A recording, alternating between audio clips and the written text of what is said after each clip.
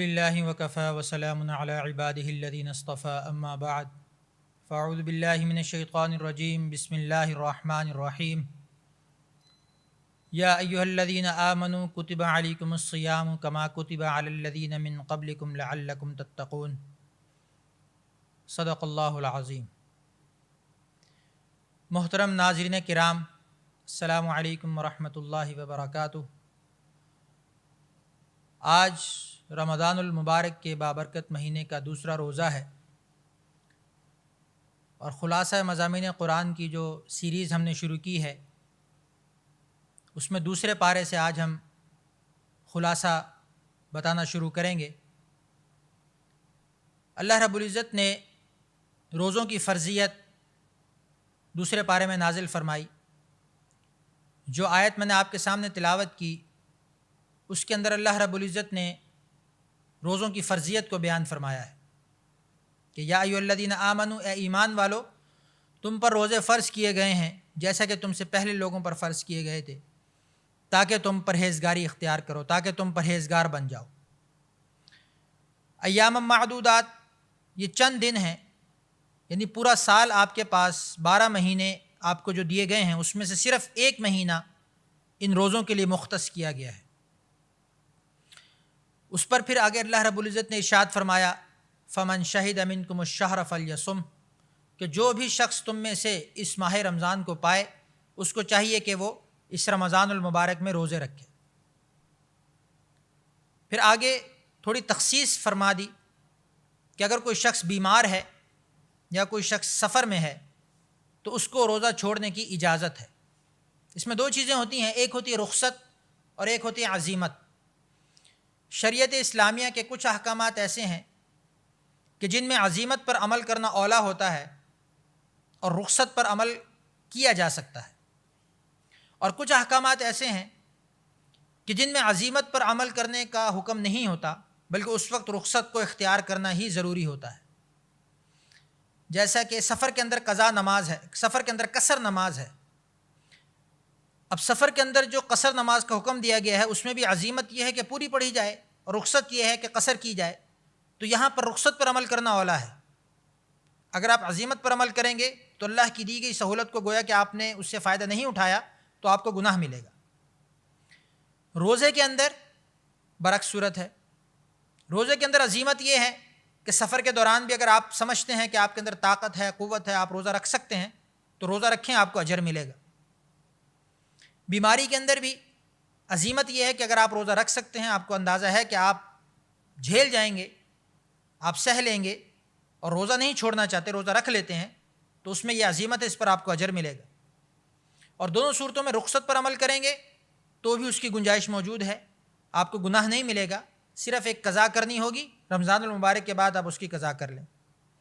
تو یہ تھوڑا سا فرق آپ کے سامنے رکھنا مقصود تھا رخصت اور عزیمت میں۔ تو یہاں پر اللہ رب العزت اسی رخصت کی طرف اشارہ فرما رہے ہیں کہ جو شخص تم میں سے اگر سفر کا ارادہ کرتا ہے یا کوئی مریض ہے، اس کو کوئی مرض لاحق ہے، تو اس صورت میں اگر وہ روزے کو چھوڑنا چاہتا ہے تو وہ روزہ چھوڑ سکتا ہے۔ پھر آگے اللہ نے فرمایا شہر رمضان الذی انزل فیہ القرآن ھدی للناس، کہ اللہ رب العزت نے شہر رمضان، ماہ رمضان کے اندر قرآن پاک کو نازل فرمایا۔ یہ قرآن اتنی عظیم کتاب ہے کہ اس کو اللہ رب العزت نے عوام الناس کی ہدایت کے لیے، لوگوں کی ہدایت کے لیے مقرر کیا، اور اس کو واضح نشانی کے طور پر بتایا کہ یہ میری واضح نشانی ہے، یہ حق اور باطل میں فرق کرنے والی کتاب ہے، یہ ہدایت کا راستہ بتانے والی کتاب ہے۔ پھر اس کے بعد دوبارہ اللہ رب العزت نے سفر اور مرض کو بیان فرمایا، اور اس کے بعد اللہ رب العزت نے بہت ہی خوبصورت آیت ارشاد فرمائی، ذاتی طور پر مجھے یہ سب سے زیادہ پسند ہے۔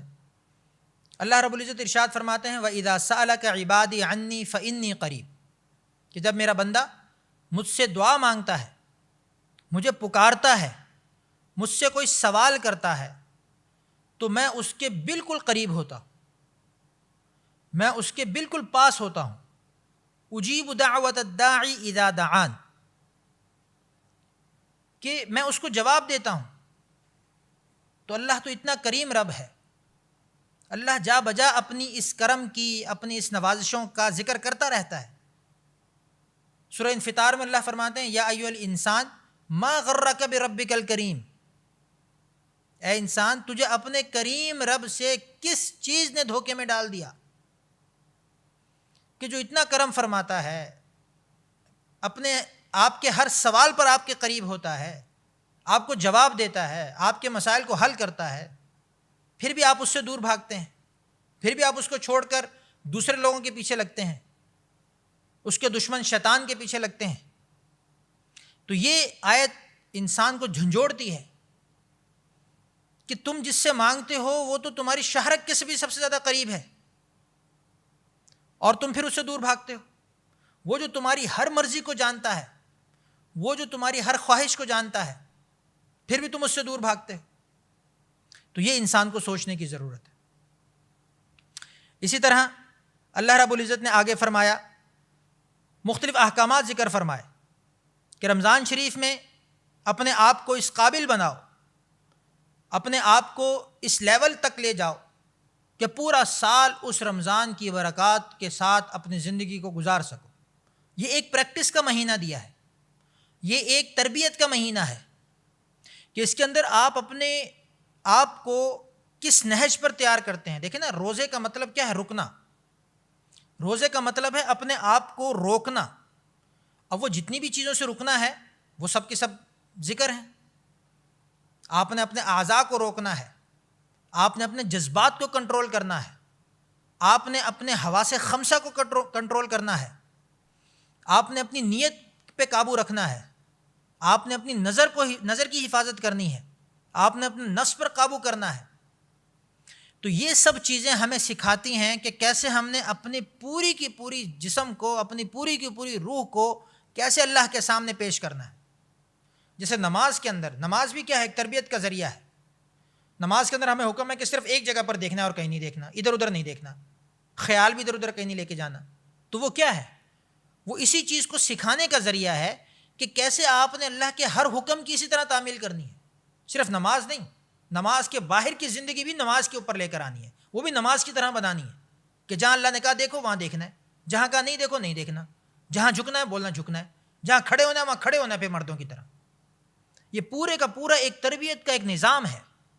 تو ایسے ہی روزہ بھی آپ کی تربیت کا نظام ہے۔ دل کر رہا ہے کھانا کھانے کا، کوئی حرج کی بات نہیں ہے، کھانا حلال ہے، کھا سکتے ہیں، لیکن کیوں روکا جا رہا ہے؟ آپ کی پریکٹس کرانے کے لیے کہ صرف کھانے سے رکنا مراد نہیں ہے، جہاں جہاں اللہ روکے گا وہاں سے رکنا مراد ہے۔ صرف پینے سے رکنا مراد نہیں ہے، باقی تمام چیزوں سے رکنا مراد نہیں ہے، بلکہ اس کی پریکٹس ہے کہ اپنی جسم کو اور اس سے بھی بڑھ کر اپنی روح کو اللہ کے احکامات کا پابند بناؤ۔ اس ایک مہینے کے اندر اپنی اتنی پریکٹس کر لو کہ آپ کے 11 مہینے اسی ترتیب پر گزر سکیں۔ تو یہ جب بھی رمضان المبارک کا مہینہ آتا ہے تو ہمیں ان سب چیزوں پر فوکس رہنا ہوتا ہے۔ تو ابھی یہ اللہ رب العزت نے ہمیں جو یہ رمضان المبارک کا مہینہ عطا فرمایا ہے، اس میں ہماری پہلی کوشش یہی ہونی چاہیے کہ کس طریقے سے ہم اس کے تمام مقاصد کو حاصل کرنے والے بن جائیں۔ جیسے پہلے ایپیسوڈ کے اندر ہم نے ذکر کیا کہ جس میں قرب الہی اس کا بنیادی مقصد ہے کہ ہم اپنے آپ کو اللہ کی ذات سے کیسے قریب کر لیں۔ جیسے ہم دوستوں کے ساتھ قریب ہوتے ہیں، جیسے ہم ان سے اپنی ہر بات کہہ دیتے ہیں، کوئی بھی مشکل پریشانی ان سے ڈسکس کرتے ہیں، شیئر کرتے ہیں، ایسے اللہ کی ذات کے ساتھ قرب ہو جائے، اللہ کو اپنا دوست بنا لیں، اللہ کے ساتھ ایسا تعلق بن جائے کہ بس پھر ہمیں پتہ ہو کہ یار کوئی بھی مسئلہ ہو اللہ پاک ہے نا، کوئی بھی پریشانی ہو اللہ پاک ہے نا۔ ہم دنیا کے اندر چھوٹے چھوٹے تعلقات پہ فخر کرتے ہیں، فلانا ایم پی اے، فلانا ایم این اے، فلانا صدر، فلانا منسٹر میرا دوست ہے، کوئی مسئلہ نہیں، یوں معاملہ حل ہو جائے گا۔ تو یہ تعلق جب اللہ کے ساتھ بن جائے گا تو سوچیں پھر ہمارے کام کن بنیادوں پہ حل ہوں گے۔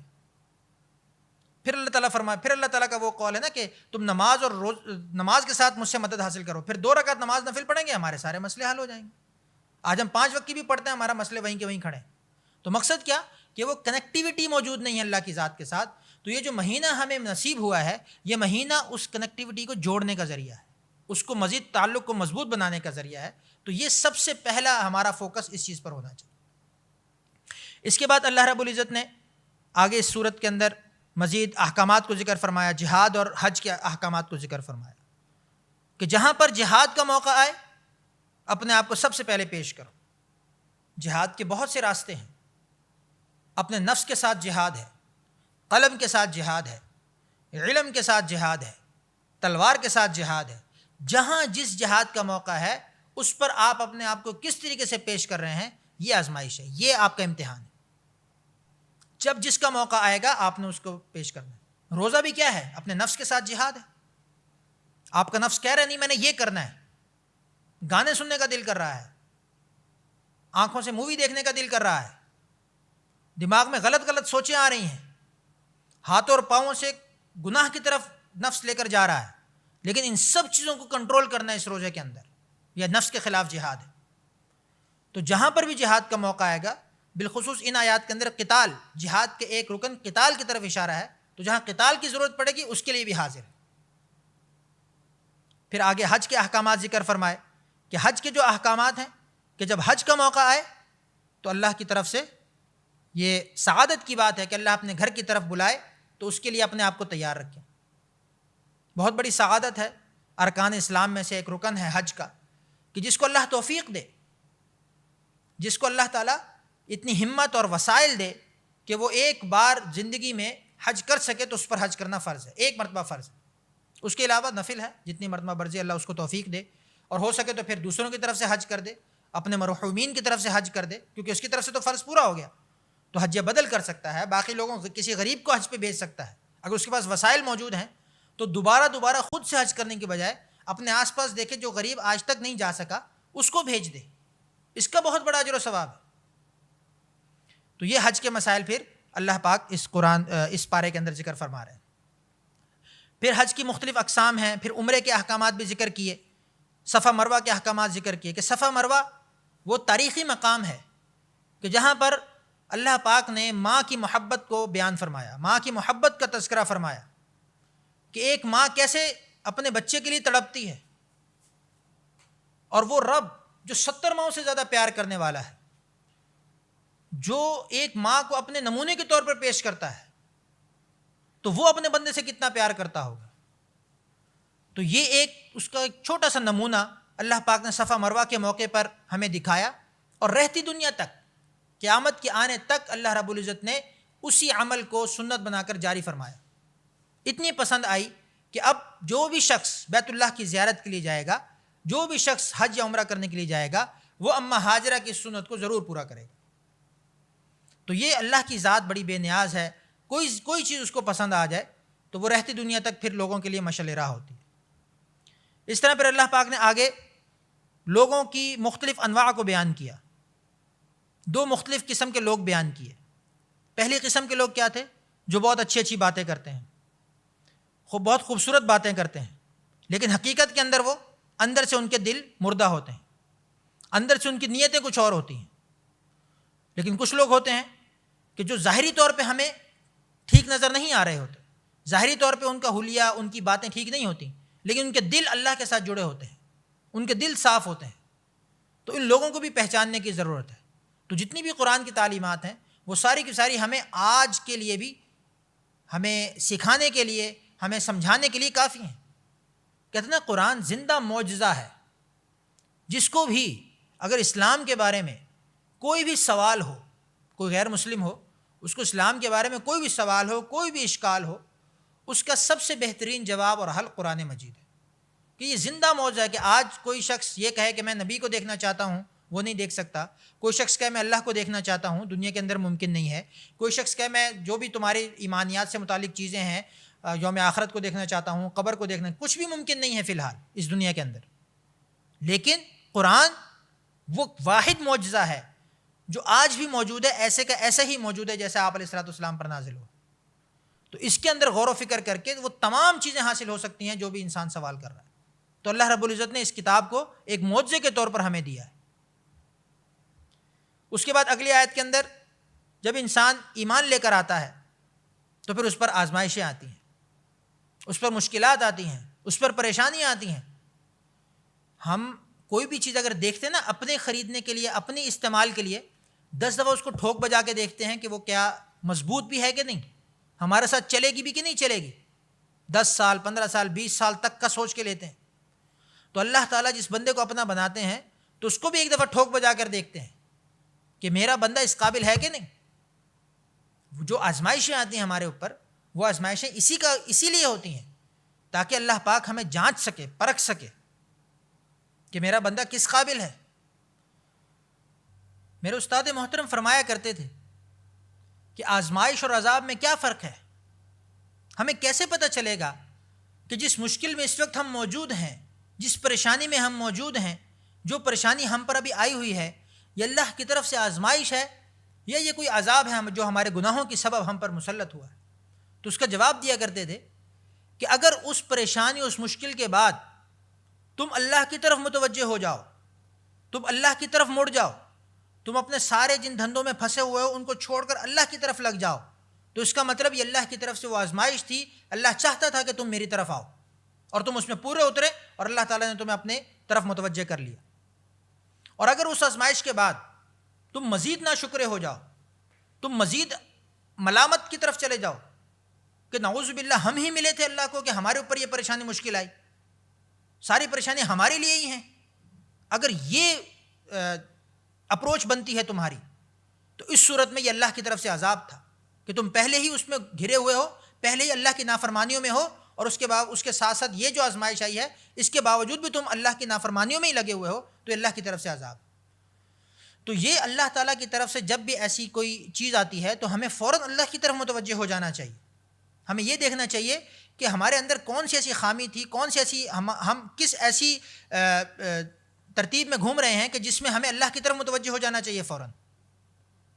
تو اس آزمائش کا نتیجہ یہ اگر نکلے گا تو ہم اللہ کے قریب ہو جائیں گے، وہ آزمائش ہمیں اللہ کے قریب کرے گی. تو یہی اس پارے کے اندر اللہ رب العزت نے ارشاد فرمایا ہے. اسی طرح انفاق فی سبیل اللہ، اللہ کے راستے میں خرچ کرنا. اللہ کے راستے میں خرچ کرنے کے بہت سے ذرائع ہیں. آپ اللہ کے راستے میں سفر کرنے والوں کو دے سکتے ہیں، ان پر خرچ کر سکتے ہیں. آپ مسجد مدرسے میں دے سکتے ہیں، آپ مسافر کو دے سکتے ہیں، آپ اللہ کے راستے میں اپنی جان قربان کرنے والوں کی مدد کر سکتے ہیں، آپ ان کے پیچھے گھر والوں کی مدد کر سکتے ہیں. آپ اللہ کے راستے میں پانی پلانے کے لیے خرچ کر سکتے ہیں، آپ اللہ کے راستے میں کھانا کھلانے کے لیے خرچ کر سکتے ہیں. اللہ تعالیٰ فرماتے ہیں کہ جس نے کسی غریب کو کپڑا پہنایا اس نے مجھے کپڑا پہنایا، جس نے کسی یتیم کے سر پہ ہاتھ رکھا اس کو کھلایا اس نے مجھے کھلایا. تو یہ اللہ کے وہ راستے ہیں جن پر خرچ کرنا ہے. تو اللہ کی طرف جانے کا راستہ کوئی مشکل راستہ نہیں ہے. آپ اللہ کی مخلوق کے لیے آسان ہو جائیں، آپ اللہ کی مخلوق کے لیے آسانیاں پیدا کرنے والے بن جائیں، آپ کے لیے راستہ آسان ہو جائے گا. تو اس پارے کے اندر اللہ رب العزت نے انفاق فی سبیل اللہ کو بیان فرمایا. پھر آگے جا کر کچھ احکامات نازل فرمائے جن میں ممانعتیں ذکر فرمائیں، کچھ چیزوں سے روکا گیا ہے. انما الخمر والمیسر والانصاب، شراب سے، جوئے سے اور مختلف جو گناہ ہیں ان سے بچنے کا حکم دیا گیا ہے. شراب نشے والی چیز ہے، ایسی چیز کہ جو انسان کو دنیا مافیہا سے بے خبر کر دے، جو انسان کو حق اور باطل، حلال اور حرام، سچ اور جھوٹ، اپنے پرائے میں تمیز ختم کر دے. ہر اس چیز سے ممانعت ہے. اب اس میں چاہے شراب ہو، چاہے دنیا کی اور کوئی چیز ہو، وہ سب حرام ہے. تو یہاں خصوصیت سے شراب کا حکم دیا کہ شراب جو ہے وہ تمہارے لیے حرام ہے. اور شراب کا حکم بھی ایک ہی وقت میں نازل نہیں ہوا، کیونکہ اللہ رب العزت نے ہمیں پیدا کیا نا. اللہ رب العزت ہماری فطرت کو، ہماری طبیعت کو جانتا ہے. تو اس وقت کے لوگوں میں جس پر قرآن نازل ہو رہا تھا، اس وقت کے لوگوں کی گھٹی میں شراب پڑی ہوئی تھی. صبح و شام، دن رات ان کا یہی مشغلہ تھا. تو اس وقت کچھ لوگ جو مسلمان ہو بھی گئے تھے ان کے لیے بھی ایک دم حکم نہیں اترا کہ شراب حرام ہے، کیونکہ اللہ جانتا تھا کہ یہ بہت مشکل حکم ہے، وہ ان میں سے کچھ انکار نہ کر بیٹھیں. تو اس کے لیے ایک تدریجاً عمل لایا گیا. اور یہ ہمارے لیے بہت سیکھنے کا ذریعہ ہے کہ ہم بھی اگر دعوتی کام کوئی کر رہے ہیں، کوئی تبلیغی کام کر رہے ہیں، کسی کی اصلاح کا کام کر رہے ہیں، تو اس میں اس تدریج کے پہلے کو گریجولی کام کرنے کو ضرور سامنے رکھیں. جھٹ سے آخری حکم سنانا نہیں چاہیے کہ بس یہ تو حلال یا حرام، جائز ناجائز نہیں. اس کو ایک طریقے سے لے کر چلو۔ تو قرآن نے یہ ہمیں تعلیم دی ہے کہ جب شراب کی حرمت کا نازل کرنا تھا تو سب سے پہلے کیا فرمایا؟ یہ نہیں فرمایا کہ یہ شراب حرام ہے چھوڑ دو، بلکہ کہا کہ شراب میں کچھ فائدے بھی ہیں کچھ نقصان بھی ہیں، لیکن اس کا جو فائدہ ہے، اس کا جو نقصان ہے وہ اس کے فائدے سے زیادہ ہے، نقصان زیادہ ہے فائدہ کم ہے۔ تو اب کیا ہوا؟ کچھ لوگوں کے دلوں کے اندر ایک بات آئی کہ ہاں اللہ رب العزت اگر کسی چیز کے اندر زیادہ نقصان فرما رہے ہیں تو اس کا مطلب یہ کام کی چیز نہیں، اس کو چھوڑ دو۔ تو بہت سے لوگوں نے چھوڑ دی، لیکن کچھ لوگ ابھی بھی چلتے رہے، پیتے رہے۔ پھر ایک تھوڑے عرصے کے بعد ایک آیت آئی، یا ایھا الذین آمنوا لا تقربوا الصلاۃ وانتم سکارى، کہ جب تم اے ایمان والو، جب تم نماز کی حالت میں ہو اس وقت تم نشے کی حالت میں مت ہو، کہ نشے کی حالت میں نماز کے قریب مت جاؤ۔ تو اب کچھ باقی لوگوں کو احساس ہوا کہ یہ کوئی ایسی چیز ہے کہ جب اللہ تعالیٰ اپنے دربار میں بلاتا ہے تو اس کے ساتھ پسند نہیں فرماتا۔ تو اب کچھ لوگوں نے مزید چھوڑ دی کہ یہ اللہ کو پسند چیز نہیں ہے، یہ چیز اللہ کو پسند نہیں ہے، اس لیے ہم اس کو اختیار نہیں کریں گے۔ اب دیکھنا گریجولی دلوں کے اندر نفرت بٹھائی جا رہی ہے، گناہ کی نفرت دل کے اندر پیدا کی جا رہی۔ اور پھر جب اللہ رب العزت نے دیکھ لیا کہ اب واقعتاً لوگوں کے دلوں کے اندر ایک میدان بن چکا ہے، دیکھیں نا، بیج ڈالنے کے لیے میدان کا بننا ضروری ہے، زمین کا بننا ضروری ہے، پھر ہی بیج پھوٹے گا۔ تو جب زمین بن گئی، میدان بن گیا، اب اللہ رب العزت نے جب حرمت کا حکم نازل کیا، اب جب یہ کہا کہ یہ حرام ہے تو پھر لوگوں نے گلے کے اندر سے بھی انگلی ڈال کے نکال دی، کیونکہ دل کے اندر ایمان پختہ ہو چکا تھا اور اس چیز کی نفرت بیٹھ چکی تھی۔ پھر تو فرمایا کہ حدیث میں آتا ہے کہ ایسے مدینے کی گلیوں کے اندر شراب بہہ رہی تھی جیسے پانی بہتا ہے، کہ لوگوں نے اپنے گھروں سے توڑ توڑ کر پھینک دی چیزیں۔ تو یہ وہ دعوتی انداز ہے، یہ وہ تبلیغی انداز ہے جو ہمیں سیکھنے کی ضرورت ہے۔ ہم کسی پر پہلے سے ہی آخری حکم نہ لگا دیں، بلکہ اس کو ایک ترتیب سے لے کر چلیں۔ تو یہ وہ قرآنی تعلیمات ہیں جن سے ہمیں اپنی دنیا کے بھی ہر شعبے کے اندر سیکھنے کی ضرورت ہے۔ اسی طرح جوئے سے منع کیا، المیسر، جوا، کہتے ہیں نا کہ جوا کسی کا نہیں ہوتا، اس میں کیا ہے کہ کسی کے فائدے، کسی کے نقصان پر اپنا فائدہ سوچنا۔ جوئے کی تعریف کیا، ڈیفینیشن کیا ہے؟ کسی کے نقصان پر آپ کا فائدہ ہونا۔ اب یہ نہ صرف مالیاتی اعتبار سے آپ کو دیکھنے کی ضرورت ہے، بلکہ دنیا کے ہر شعبے میں آپ نے یہ دیکھنا ہے کہ کہیں پر بھی آپ کے فائدے کی بنیاد اگر کسی کا نقصان ہے تو وہ فائدہ آپ کے لیے جائز نہیں ہے۔ دین اسلام اتنا خوبصورت ہے کہ اس نے تمام معاشرے کی ہر اکائی کی رعایت رکھی ہے، کہ اگر آپ ایک دوسرے کے ساتھ جڑے ہوئے ہیں، ایک معاشرے کے اندر ایک دوسرے کے ساتھ جڑ کر زندگی گزار رہے ہیں، ظاہر ہے کہ آپ سب کے آپس میں ایک دوسرے کے ساتھ کسی نہ کسی تعلق سے مفادات جڑے ہوئے ہیں، تو کہیں نہ کہیں اگر آپ کا فائدہ کسی کے نقصان پر ہو رہا ہے تو وہ فائدہ آپ کے لیے جائز نہیں۔ یہیں سے مفسرین نے اور بھی بہت سارے نقطے نکالے ہیں کہ آپ اپنی خوشی کے لیے، آپ اپنے مزاح کے لیے، آپ اپنے لطف کے لیے کسی کا ایسا مذاق بھی نہ اڑائیں کہ اس کو برا محسوس ہو اور آپ کو اچھا لگ رہا ہو، تو یہ اچھا لگنا آپ کے لیے اچھا نہیں ہے۔ تو ایسے بہت سی چیزیں قرآن کی اسلوب سے ہمیں سمجھ میں آتی ہیں۔ اس کے علاوہ اللہ رب العزت نے اس کے اندر عورتوں کے مختلف احکامات ذکر کیے، اور اسی طرح طلاق کے احکامات ذکر کیے جو آخری پاؤ کے اندر آئیں گے، تو ہمیں طلاق کے احکامات ذکر نظر آتے ہیں۔ اور جو ہمارے خانگی معاملات ہیں، جو ہمارے سماجی مسائل ہیں، جو ہمارے گھریلو معاملات ہیں، قرآن ان کے لیے بھی باقاعدہ اصول بیان کرتا ہے۔ جا بجا قرآن پاک نے ان اصولوں کو بیان کیا، سورہ بقرہ کے اندر بیان کیا جس کو ہم ابھی ذکر کر رہے ہیں، سورہ احزاب کے اندر بیان فرمایا، سورہ نور کے اندر بیان فرمایا، سورہ طلاق کے اندر بیان فرمایا، اور جا بجا بیان فرمایا۔ تو بہت ہی خوبصورت اصول بیان کیے ہیں کہ اگر آپ نے ساتھ رہنا ہے، میاں بیوی نے ساتھ رہنا ہے، تو اس کا خوبصورت طریقہ کیا ہو سکتا ہے، اور اگر جدا ہونا ہے، کسی بھی وجہ سے جدا ہونا ہے، کوئی بھی ایسے مسائل ہیں جن کی وجہ سے سپریشن کی نوبت آ رہی ہے، تو اس کا بھی بہت خوبصورت ایک اصول بیان کیا ہے کہ بالمعروف، معروف طریقے سے جدا ہو، آپس میں ایک ایسے اچھے تعلق کے ساتھ جدا ہو کہ ایک دوسرے کے خلاف نفرت نہ ہو۔ تو یہ ساری کی ساری چیزیں قرآن نے تفصیل کے ساتھ بیان کی۔ اسی طرح پھر اس کے ساتھ ریلیٹڈ جو چیزیں ہیں کہ اگر ایک طلاق دیتا ہے تو اس کے بعد رجوع کی کیا صورتیں ہیں، ایک طلاق کے بعد رجوع ہو سکتا ہے، 2 طلاق کے بعد ہو سکتا ہے، 3 طلاق کے بعد نہیں ہو سکتا ہے، یہ سارے مسائل قرآن نے کھول کر بیان کیا۔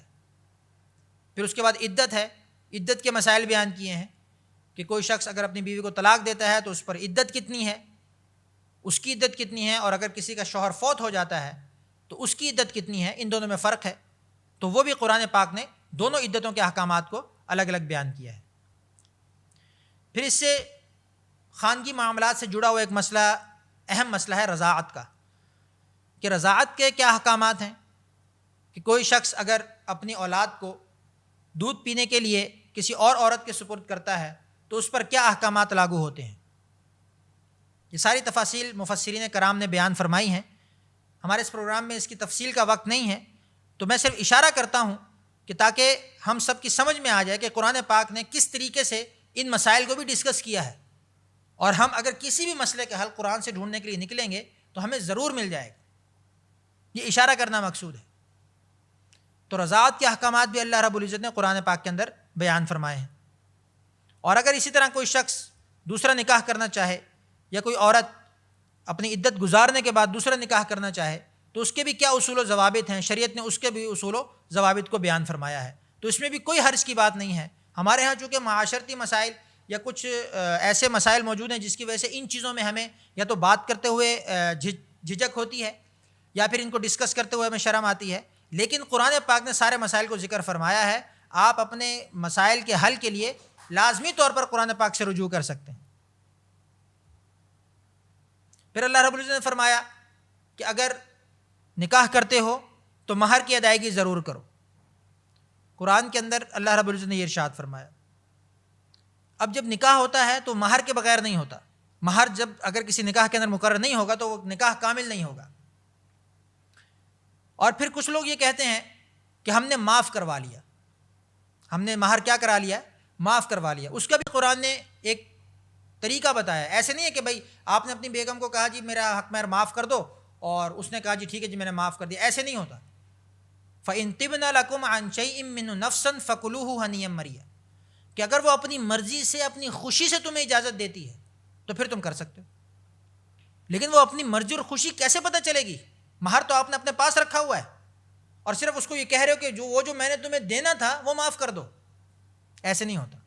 شریعت کا حکم یہ کہ اس کے قبضے میں دے دیا جائے، اس کے ہاتھ میں دے دیا جائے، اور ایک ہفتہ یا ایک مہینہ اس کو اجازت دی جائے کہ تم اپنے پاس رکھو.